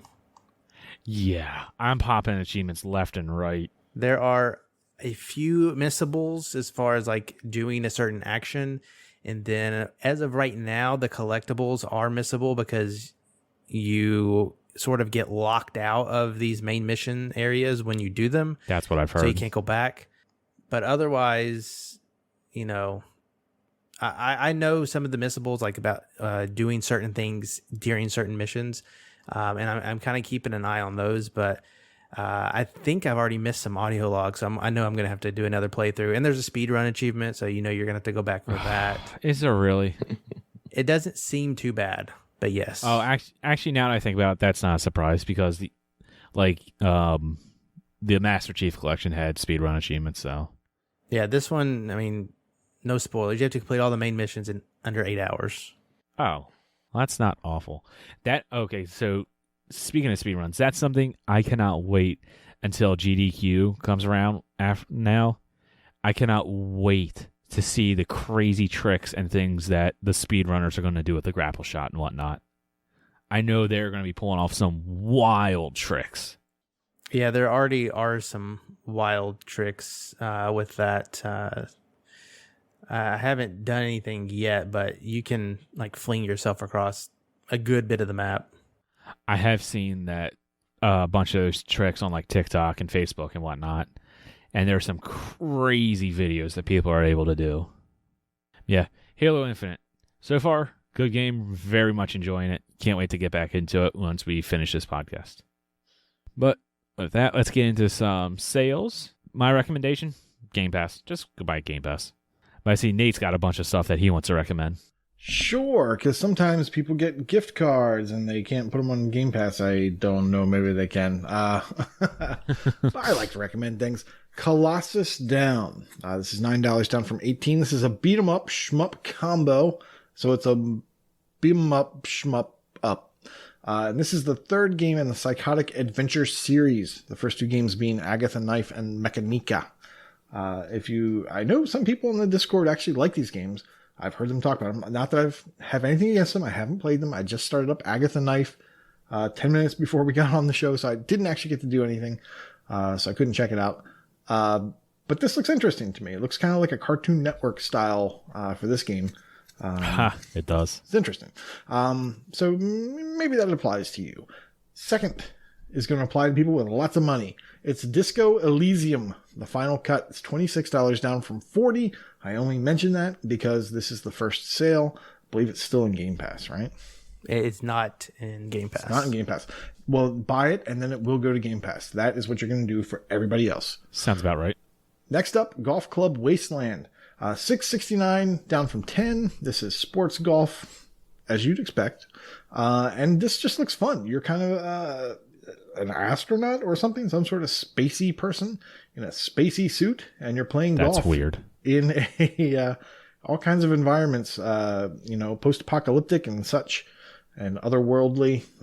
Looks kind of fun. It's a 2D golf game, right? Yeah, it's a 2D golf platformer. Yeah. Isn't that weird? But TA hasn't marked it as a platformer, so I don't know. I think I'm going to get this. It just looks just crazy enough that I might get it. It almost looks like a golf point-and-click game. Oh, how dare you. That doesn't sound fun at all. He is not wrong. Golf is kind of like real-world point-and-click. It kind of is, if you think about it. That's why I prefer miniature golf. Finally, She Sees Red, $3 down from $10. This is a visual novel in that full motion video style. It's 1 to 2 hours. If you like those things, hey, here's another one. All right. We got no real Game Pass news or coming real soon or anything like that. So let's get into some contests. Corey, who are the losers this week?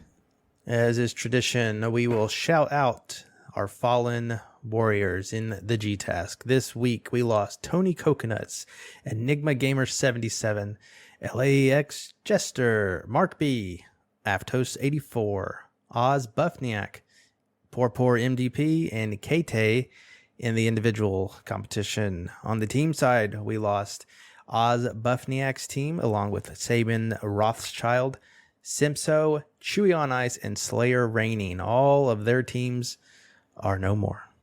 New team bonus called Flying High to end the period with a ratio over 4.0 as a team.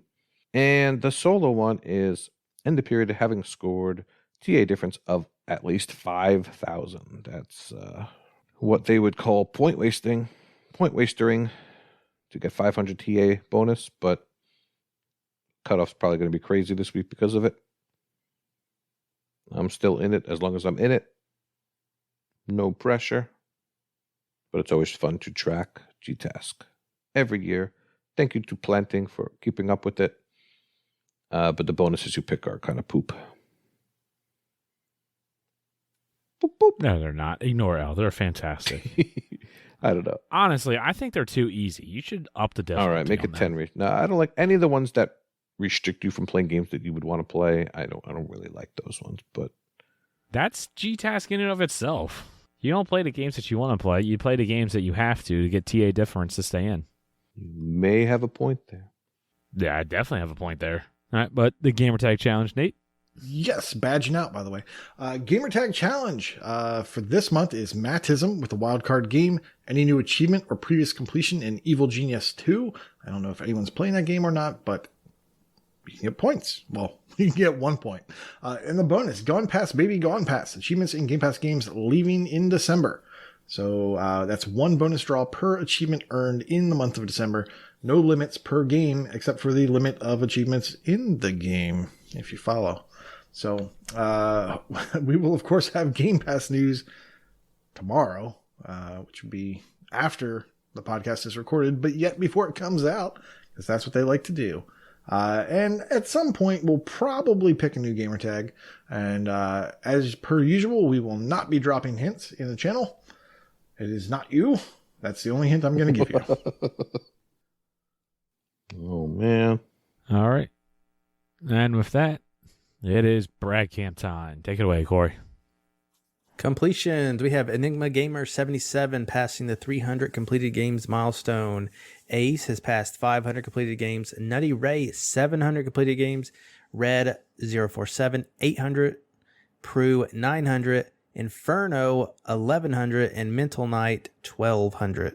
Didn't Mental Knight just have 1,000 last week? I'm not even going to ask. That's how math works. I cannot wait to see his final count for December. All right, sorry. No problem. In ratio, Dinoman 87 has reached a new ratio of 1.5. Beast Middle with a 1.7. And Sincere Seeker 6 with a 2.3. In streaks, with 50-day achievement win streaks, we have a couple people. We have Fista Roboto. We have EMZ Fergie. We have RPG Davy and Dan Pacifics. With 150 days, we have Wild West 08, Redemption Denied, and What the Fug, Happy Birthday, Buddy. And with 650-day achievement win streaks, we have the Super Bob 49, or the Superb Ob 49, as some people say. Sincere Seeker 6, with 650. And in the 1,600-day achievement win group, it's only Elroy OMJ. Aside from those guys, we have some special year anniversary people. We have Bastion Reader with a 4-year achievement win streak, and Biggle with a 9-year achievement win streak. 9 years. What the What heck? is wrong with my life? That is wild. Yeah. Wild stuff. Real wild stuff. Yeah, that didn't show up on the fun thing in the beginning. Just showed up my days between achievements, which was really not there. That's one of the stats. Ugh. Next year will be a decade. Crazy, crazy. And the Xbox 7 Elite Dangerous will come out. In gamer score, It's Alive has reached 150,000 gamer score, and then we jump up real high, 600,000 gamer score, which has been earned by the Jodine and Morbid 237. At 700,000 gamer score is Facial LaFleur and Enigma Gamer 77. In 800,000 gamer score is Mike Pitch and a Gray Shark. Raw Sauce Ross has hit 1.1 million gamer score. X to Hero, I thought this guy retired, has hit 1.2 million gamer score. Inferno 118, 1.5 million gamer score, and Mental Knight has hit 1.65 million gamer score. And he's probably higher than that by now. In leaderboards, Heizo in the top 1,000 of the USATA leaderboard for Art Bit Jizz. Cerebral Assassin in the top 50 of the USATA Difference leaderboard for Point and Click. Chewy on Ice is now in the top 1,000 of the Achievements 1 leaderboard. Kitty Skies in the top 500 of the Completed Games leaderboard. Lord of Dookie 69 Nice is now in the top 5 of the Massachusetts Gamerscore leaderboard for Action Horror. Wow, that's very specific.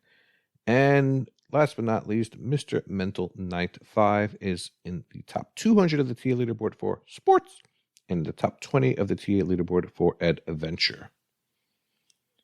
In Braggadocious Brags, I'm pretty sure this happened last week while recording, but I don't remember if I mentioned it. I don't think I did, but if I did, I'm going to say it again. Wakapeil reached 2 million TA with the achievement Perfection in the game Trove. Chip, I haven't said that in a while, completed the game Project Cars 2. I'm pretty sure that is not an easy one.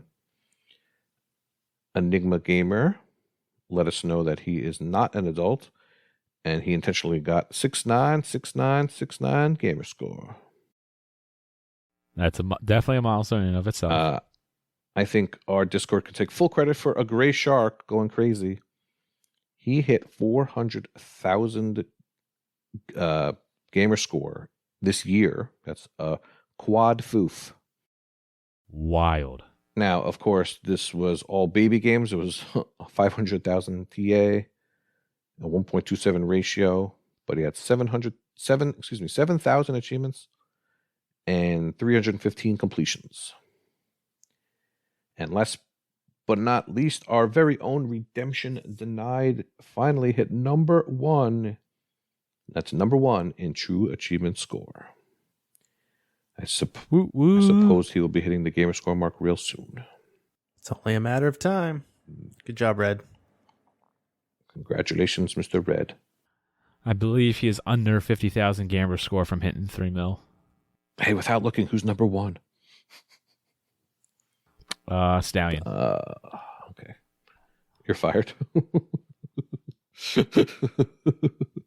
All right. That does it for us this week.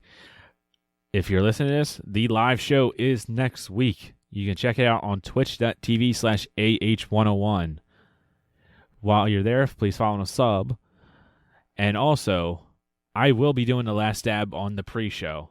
I have the little bottle of last dab hot sauce, this little bottle of poison. I'll do the last dab. I might get some chicken wings to actually do it properly, or I might just do chips if I forget to get wings. And yeah, that'll be on the pre-show. So we'll see if I can make it through the actual show while this ball of inferno is bubbling in my stomach the entire time. So that'll be fun. I should have added myself to that extra life stream thing. Also, along with that, if you would like to get in contact with us, you can send us a Twitter tweet on the Twitter at Achievements101. Check us out on YouTube, Achievement Hunting 101. Join the Discord, discord.io/AH101. And last but not least, if you can support us, we greatly appreciate it. Patreon.com/AchievementHunting101. We appreciate all of our patrons. We'll be doing a Patreon giveaway here, or next week. We'll see who the winner is of the Xbox gift card. And also we'll be doing the Twitch giveaways and stuff like that. So, once again, make sure you join in on the live show. Be a lot of fun. Get to see the ducky races and whatnot. And with that, class is dismissed. See you all next week. Gotta go stir some things. Ooh. Goodbye.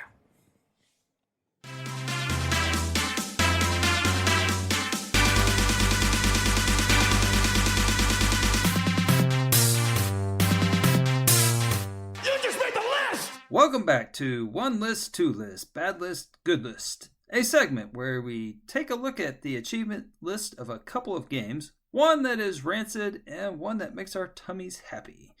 What exactly makes those lists good or bad? Well, that's what we will be discussing. This is One List, Two List, Bad List, Good List. I am Elroy OMJ, and I am joined today by an individual who is not left-handed. He is Inigo Montoya. What's up, buddy? Hey, how you doing, Elroy? Long time, man. It's been a little while. I'm glad to be here. Thank you for having me on again. And I'd like to, obviously, I want to start out by saying, giving a full disclosure, okay? Uh-oh. That the comments and views expressed during this segment are of our own opinion. Okay. And are not the opinions of the AH101 faculty or staff. Oh, man, you must be bringing some controversy today. No, that has to be said. I mean, the podcast stands behind many things. It stands behind childhood obesity and other things too, but not today's episode. Not today's episode. That's right. I just want to make sure that everybody, I don't want anybody's feelings to be hurt. Oh, wow. And also I'd like to say, if I've ever hurt anybody's feelings, I do apologize. None of it is ever meant with ill will. Well, I heard it. Just here to have some jokes. Let me just piggyback on that and say, if I've hurt anybody's feelings, it was intentional. Because I'm a jerk like that. So, but hey, no, you're good as long as you don't compare Lemmings to Broforce. I think you're good. I may ruffle some feathers during this segment, so that had to be said. Okay. All right. Well, I cannot wait. We decided we go a blind on this one, so I have no idea what he's going to talk about, and he has no idea what I'm going to talk about. So, so there we go. All right. So, well, let me just kick things off with the old bad list then. So, and then you're going to come swoop in and ruffle some feathers. So all right. So there is this game out there, and it is called Perfect Dark Zero. It's the second one, the zero one. Okay? Yes. Because it's like the Xbox system name, and zero is really two. Yes. So that's right. It's I guess Perfect Dark Series 0X1 was taken, right? But so well, it's funny you say it, because the Xbox does publish it. I have a theory on why it's called Zero. I think it has to do because I have 0 achievements in it right at this point, but I've been playing it for like 10 damn hours at this point, and I'll go into that in a second. But because there's a lot of things at play here. This isn't my typical game that I play, but all will make sense soon. So for those of you that haven't discovered this game in the previous, 12 years or however long it's been out, it's a first-person shooter. You can still get it for $15 whole or for free. Spoiler alert. You just download like a certain Game Pass game and get it for free. But it's 3800 TA, which is always a red flag when you're talking about a 360 game. And it has 50 Chivos, and again, I have 0 of them. Now, it plays like GoldenEye. So if you don't know what that is, just ask any random old person, because they played it. Just anybody, any old person. Anybody in the 35 plus category, which I guess, according to Elroy, is now senior citizen. That's it. Old people. Yep. That's old. Yeah. Right? Ancient. So can I start getting my discounts at the restaurants now? That's right. You just talk GoldenEye and talk about how Oddjob was a bitch to kill because he was short, and everyone picked Jaws because he was cool looking, but boy, he just was too big, and he just ate those bullets. I mean, you could just shoot anywhere. He was a bullet sponge. Yeah, I mean, and then Oddjob's running around hacking you to death, and you don't even see him coming. And, right. It was a whole thing. So if you have no idea what we're talking about, you missed that one. For me, it was called College. So there you have it. All right, so let's beat up on Perfect Dark Zero for a minute. So it's not the list itself, which makes it a really weird choice for this segment, but it's not the list itself as much as it is the circumstances around the list. So let me explain. Rare Replay, right? Everyone's heard of it. Has a lot of track gamers, I suspect. It's in Game Pass, and it has all the rare games on it, including this one. Now, in order to finish this game, as far as Rare Replay is concerned, if you're, trying to get all the stamps in it, you have to get 750 gamer score of the 1000 gamer score, and that gets you all the stamps. And so Perfect Dark Zero is very, very, very, very proud of their co-op and deathmatch modes. My theory is that they were trying to, make it like GoldenEye, because everyone, I don't think anybody ever played the campaign in GoldenEye. If so, it was very quick, and then they just, played murder your, roommates or your friends or whoever. Whoever picked up the controller. Yeah, whoever picked up the controller. It was the ultimate couch game, And, oh, yes. And so I couldn't even tell you two things about what the campaign was in that game. I don't remember a thing about that. But anyway, so Perfect Dark Zero, kind of followed that template. And so they're very proud of the competitive part of it. And so the achievement list implies as such that the campaign was just thrown on there real quick. Now, I don't care that the game is mostly rooted in the player, the versus, the deathmatch, or whatever. I don't care about that. That's not what I have a problem with. But what I do not appreciate is the allocation of the points. So when you are completely not interested in this game, and you just need to get the 750 gamer score so you can finish preloading Stampers Forever for the upcoming G-Test, you are excited when you first look at this list and you see that the bulk of the game can be accomplished by using 2 controllers and probably your little nephew. So, and it also gives you quite a good bit of TAD. That's why I have 0 points in it at this point. I'm just kind of saving it. But that excitement only lasts until you do the math. So if you add up all the local co-op multiplayer stuff, as varied as it is, I mean, it's got all kinds of, all the different modes. If you look at the achievement list for this game, of the 50 achievements, I mean, about 40 of them, I believe, have to do with shooting people in the face a different way, and then for closers, like just shooting them in the face and then shooting them again. I mean, it's like all just second controller stuff. So, 10 points in deathmatch, territorial gains, and you got 10 flags in deathmatch, capture the flag, and then there's 100 for each of these, and then 10 kills in deathmatch kill count. You see the trend here, right? And so these are all the achievements for it, which is fine and all. However, if you add up all of these achievements, as varied as it is, it totals, wait for it, 720 points. As mentioned before, you need 750 points. Well, shoot. So, looks like you got to play that campaign after all. Now, if you have no interest in this game, and again, are just trying to breeze through the campaign, because you can do this in Perfect Dark, the original one.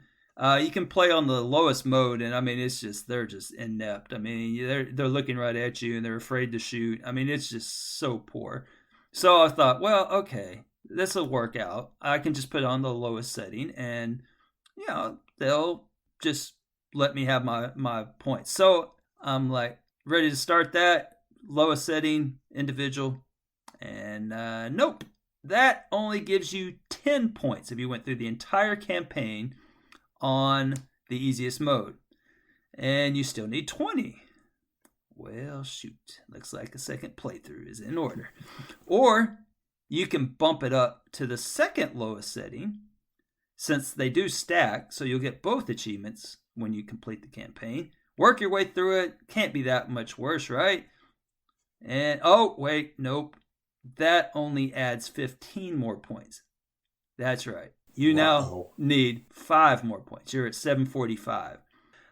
Now, if you do beat it on that, there are 3 achievements for beating missions on Dark Agent setting. There's one for beating it with 0, beating 0, or 1, not 0, 1. I would have that one by now.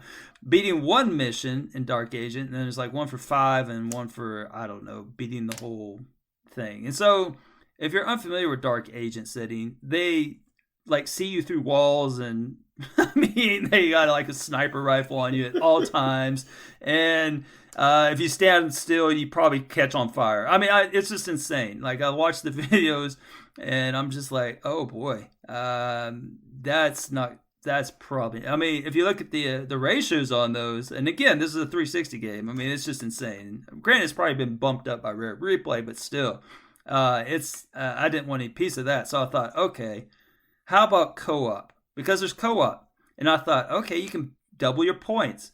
So I started it on co-op, and I thought, well, if I just do it on co-op, I'll get the co-op ones, I'll get the individual ones, and then that'll happen. So if I play it on the second lowest difficulty on co-op, I'll get co-op 1 and 2, and then individual 1 and 2. So I got to about the 3rd mission on this, and basically have a extra controller just sitting there, and you have to do the job of 2 people, and it's just a nightmare. Absolute nightmare. And then finally I couldn't go any further because there's this boss and this flying thing that just throws enemies out of it, and one player has to manage the enemies and the other player has to shoot the thing.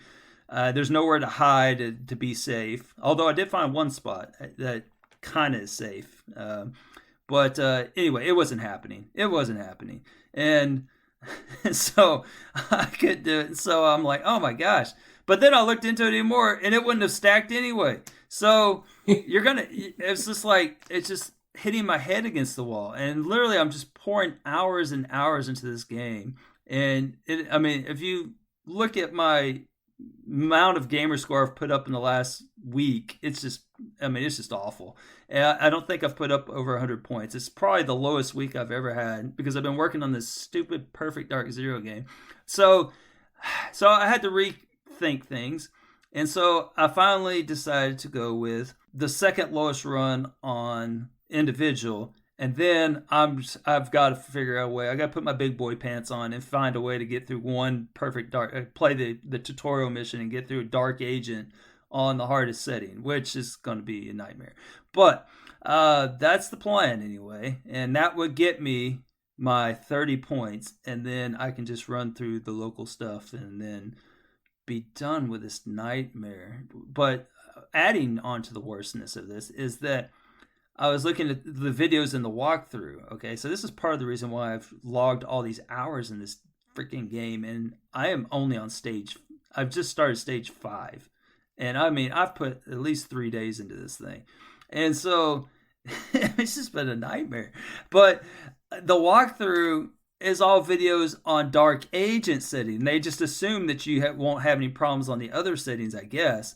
And so I was trying to do stuff that I'm not supposed to. Like, they give you more objectives, and I'm sitting here trying to, like, blow up a boat and all this other stuff. And then when you play on the difficulty I'm playing on, there's no boat. And I'm like, where's this boat? And, like, it's asking me to blow up this wall. It's like, I don't have an explosive. I don't see the buttons that they're seeing. And so finally, I figured out that the stages are different based on the difficulty that you're on. So that was helpful to look up the correct difficulty on YouTube so that I could see the walkthrough for the correct difficulty. But even then, like, this dude's like shooting everyone in the head and everyone's just standing there. Like, I shoot someone in the head and it's like, I feel like a dump truck through the nitroglycerin plant. Like, I must be just making an obscene amount of noise because, like, the walkthroughs I'm watching, they're like, nobody's any wiser. I don't know. I'm shooting the people in the head just like they are, but for some reason,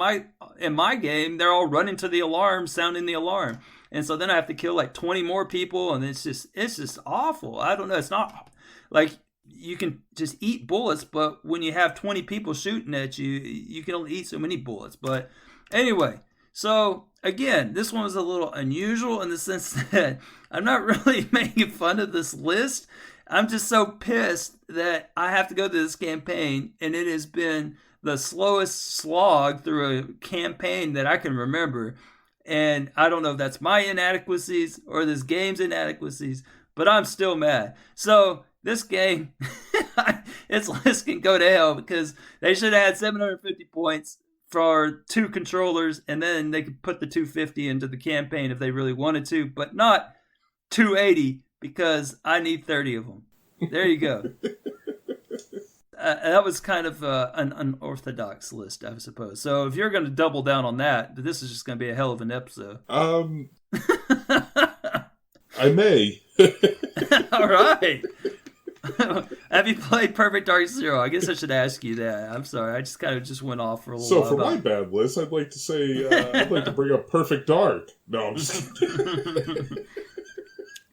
No, that one wasn't as bad. It was a pretty tight window though, because like on the original you had to get 150 of the 200 points, and so there was enough easy points in that you could eke out 150 on the nose, and then the rest of it was going to be a pain in the butt or second playthrough. And why couldn't they just done this one like that? I swear. Yeah, it's reminded me why I never played the GoldenEye campaign. That's why. That's exactly what it's reminded me of. So I guess it actually is just like GoldenEye in the sense that this campaign is so forgettable and frustrating, and you just want to go into co-op and just shoot people and have fun. Yeah. I feel like firing that game up right now after that glowing review. I'm sure you do. Right? Just try it on second lowest difficulty on couch co-op with just yourself. See how much fun that is. It's so great, right? Especially since there's like no local co-op videos out there, and you have to do unique things that are not in the other videos, and that's assuming you're even on the same difficulty, which it just a nightmare. I could bitch about this all night, but yeah. Save me here, man. Give us a good list. I'm gonna try to here, okay? And I have a feeling that both of the titles I selected may be controversial to some degree, even the good list. So I had to dig deep into the archives to do a little bit of homework for this recording, and I was looking through some of the past games that I played, and I stumbled across one and. This came to the forefront of my mind because it just recently had a remaster. And by recently, it was probably within the past 2 years. Because that's exactly how long my backlog usually runs. So, I stumbled across Ghostbusters, the video game. Okay. Which was an Xbox 360 title, which it was released in 2009. This is one of those games where... I think a lot of us AARP members, that you mentioned, are, we're big. We like Ghostbusters, so, we're suckers for the name. We see it, okay, I'm going to play it. And this was actually a really good game. You're talking about the remastered one, right? No, I'm actually talking about the original. Oh, okay. Okay, the remaster is just what made me think about the original on the 360. Okay. And it was just a really... well-done game in 2009, and oddly enough, it has held up the test of time, even playing the remaster. It's a fantastic game, good gameplay, everything, but it also, and again, I'm speaking about the 360 version because the achievement lists are starkly different between the remaster and the original 360. Okay.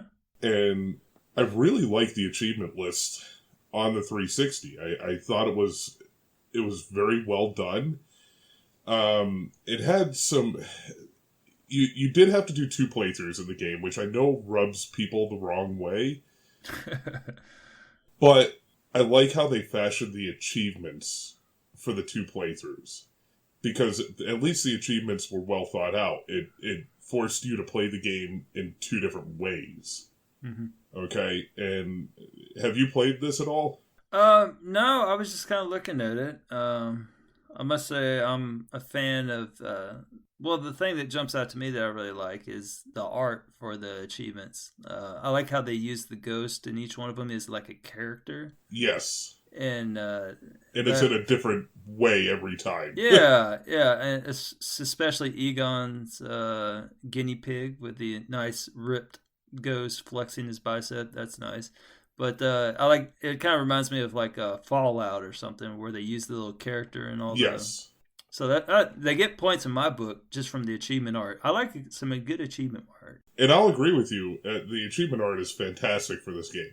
And again, like you said, the way they crafted the achievement list was just as good because in your 2 playthroughs, okay, you had to do X amount of damage in 1 playthrough, which would have I think it was $3 million worth of damage. Okay. In 1 playthrough, but then you had to do a playthrough where you had to do less than $100,000 in property damage. Oh, that is definitely contrasted with each other. Yes. So that's 2 playthroughs, I would imagine. Yes. So again, you play both of them very differently. One of them is weapons free, and the other one, you are literally tiptoeing around and making sure that all your shots count. Whatever you do, whenever you shoot your proton pack, you don't hit anything by mistake. It's a very refined playthrough. But I liked it because, like I said, it really kind of forced you to experience the game in 2 different ways. with the less than $100,000 in property damage, like I said, you kind of take that realistic approach. If you were actually these Ghostbusters, we've all seen the movie. They destroy the ballroom at the hotel, and that's what we know and see. But when you're doing the less than 100,000, like, you actually have to be as I would like to put it, a responsible adult with your proton pack, which is very different than how Bill Murray would handle it. Right. So, those are a couple of achievements that stick out. The online in the 360 version was some of the best co-op fun I've probably ever had in a video game. Mm-hmm. Because, and again, they fashioned the achievement list to where you had to do certain things, but you had to work with a good team when you were doing it. Like, this wasn't just, okay, I'm going to join a random match and, we're going to go catch some ghosts, okay? Like, that's not how the online in this game works. There was an achievement for, you had to be the overall top earner in every campaign setting, which means, essentially every map, okay? And then you had to complete each job in every location. Some of the jobs were kind of tough, even at working with a good team. These were not gimmies, as the ratios would suggest. That they were far from gimmies. You actually had to work cohesively with the team, but the way they fashioned the achievements, you had to experience everything in the co-op online. And I like that. It didn't shortchange everything, because every map was different. Every map played differently. You had certain things that you had to do.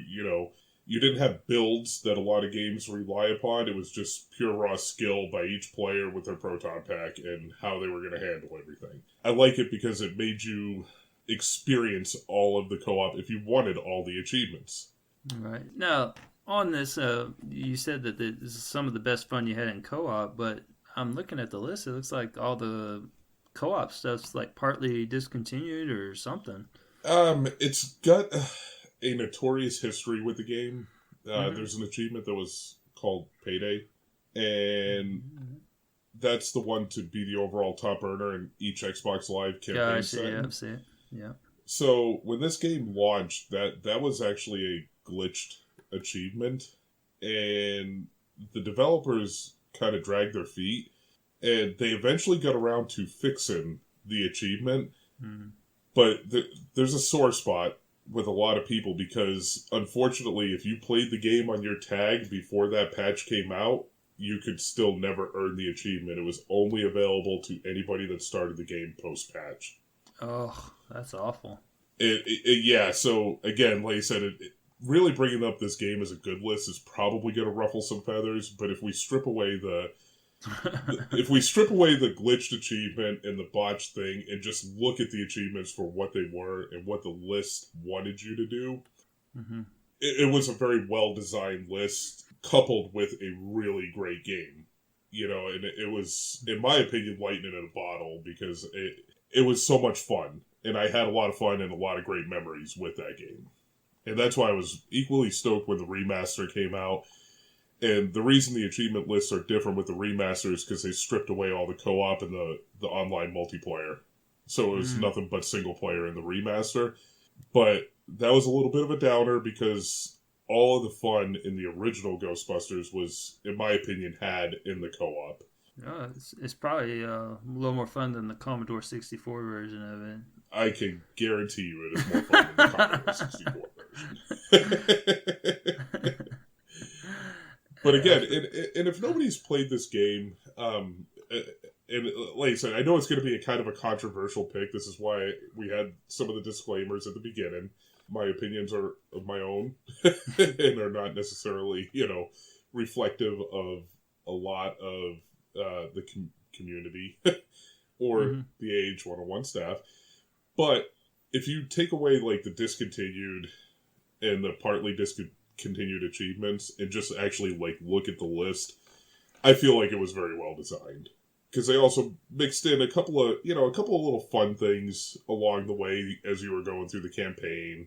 Like one of them was sliding down the fire pole, which you get like right at the beginning of the game. You didn't have to do it, but you could have just walked down the stairs. But of course, anybody who's a fan of the movie, it was fun. A few of the things that they kind of sprinkled in there for achievements. Well, there's a couple things of interest to me here on this is that you're talking about the 2 playthroughs. It looks like everyone kind of played it in a similar fashion, so it's just whether they went back for seconds or not. Because if you look at the achievement distribution, it's like this huge spike at about 10 achievements.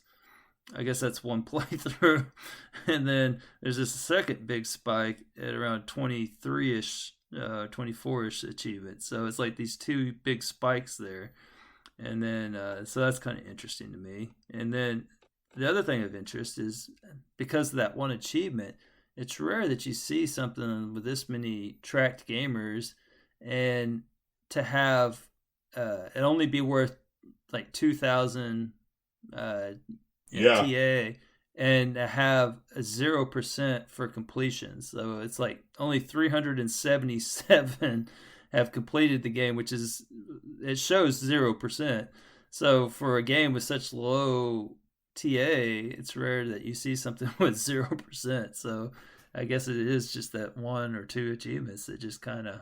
Yeah, and this kind of touches on what you said, and a little bit of this is, if you kind of look a little bit closer, and if you look at some of the online co-op multiplayer achievements, this is where the value awards become grossly disproportioned. Mm-hmm. Like you mentioned about Perfect Dark Zero. Mm-hmm. Because if you look at some of the higher ratioed achievements in this game, they're all 10-pointers, which contributes to that, like Payday, the glitch achievement is a 10-pointer. And you have Gozer's Most Wanted, I think, yes, which is complete every job at every location. It's an 8 ratio achievement with 15 gamer score. Yeah. And then defeating all the most wanted ghosts, 10 gamer score with almost an 8 ratio. So, and that's where I think you see the overall low TA score is because of that. Because where all your ratio lies, there's no score behind it to boost it up. Yeah, I mean, it's kind of one of those weird ones, isn't it? It is weird, and of course, gamer score, folks, it's not a game you'd probably want to jump into for, although you could actually get a lot of gamer score, very quickly. I should have said the TAD crowd, not the game you really want to jump into. The gamer score folks, yes, they will absolutely, love it because the main campaign achievements are worth a ton and they're not very difficult to get. So I don't know that was super. There's a walkthrough too. I'm not sure that you ruffled too many feathers. I mean, I don't know. How many friends do you have that have started this one? I got 27 people that have started it. I've got 63. Man, look at you. And I have 13 people on my friends list have completed it. Wow. Now, I will say a lot of those folks are people I worked with when we were playing it back in the day. That's a sizable chunk of the total there, yeah. Yeah, that's, almost 5% of the 377 right there. Yeah. Cool, man. Well, all right. Well, it's still available. It is backwards compatible. And except for those 4 partly discontinued / unobtainable achievements. But everything else is available. Yeah. Yeah. That's when was the last time? Are we sure those servers are down? I don't know if the servers are down or not, but I will say this. There is a known bug with this game to anybody that does want to play it. So I don't know 100% if the servers are active or not, but I do know if you do start this game, you want to do all the online first because the patch that they released to fix Payday fixed the achievement, but there's still like an internal bug in the game to where if Payday is your last achievement, you will still not earn it. So with that being said, if you started this game from scratch today, if you do all the online co-op achievements first, to my knowledge, the game is still 100% completable. And I think that's why they have it flagged as 4 partly discontinued / unobtainables. Because those 4 achievements will get bugged. One of those 4 will get bugged they also all have buggy tags on them. If you played the campaign and did all the campaign achievements before going, or mix and match. So if you were to start the game from scratch today, just do all the online and the co-op multiplayer. Do all that first, and you should be good. Okay. Well, to answer the previous question, it looks like someone popped, the last person to pop the achievement was on the 19th of October in 2021. So not too long ago. Okay. Well, there you go. Yep. And that was for Payday, correct? Yep. That was Dr. Nico 1982. So good on him. Yep. Or her, I guess. All right. Well, I guess we're done here then. Yep. So everybody just hammer Inigo on his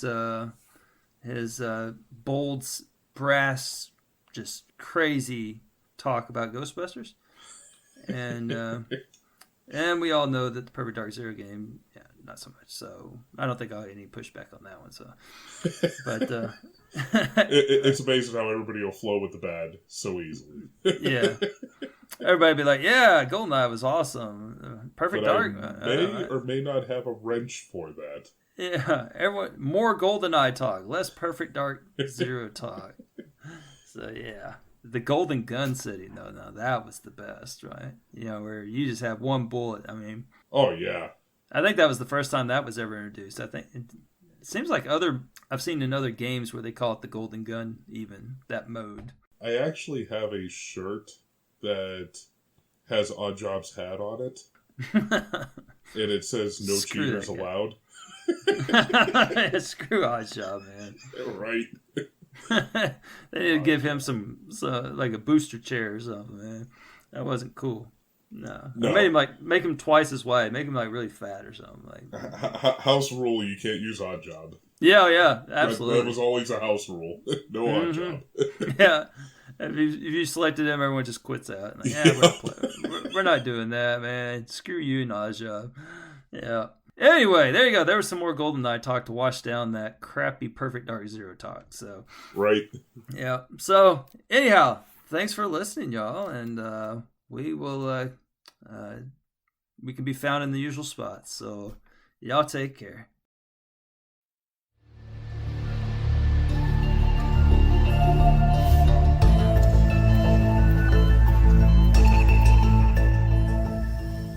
Hello, I'm Wakapeil, who, like clockwork, get my December sniffles every year. I made a tradition of booting up Plague Inc., unleashing a far worse plague onto the world. Only this year, I instead saved it in the new DLC The Cure. You should probably grab Plague Inc.'s The Cure as soon as you can if you have interest in it, as it will become paid DLC once the current pandemic is declared over. In The Cure, the roles are reversed. You play as the resistance of a deadly plague sweeping the world, developing and administering a vaccine to save humanity. This is easier said than done, with politics and insubordinate population being a bigger threat to creating a cure than the disease itself. You quickly learn that you need to bend to the wishes of the people if you want any chance to save them, or temporarily duping them, but the backlash is fierce and should only be used as a last resort. The Cure adds 3 achievements on top of Plague Inc.'s earlier 184, and is worth 60 game score and 250 TA. It can be completed in 2 to 3 hours, as you need to go through most of the pathogens for the most reliable way to unlock the final achievement. If you scoff at 250 TA in 3 hours, the same time estimate is attached to Play Inc.'s earlier Mad Cow Disease title update, which has 20 achievements worth 200 game score and over 1000 TA. Going back even further, the vampire-themed Shadow Plague update has 37 achievements worth 290 game score and 1466 TA, but with a time estimate of 8 to 10 hours. The equally long Simian Flu update has 27 achievements worth 250 game score and 950 TA. Since most achievements in Plague Inc. can be unlocked out of order, it is a great game to boot up for spelling challenges or leapfrog-like events. Plague Inc. hasn't been discounted since February 2020, but I find it without a doubt worth its $15 price tag if you enjoy a good management game. Happy New Year, everyone!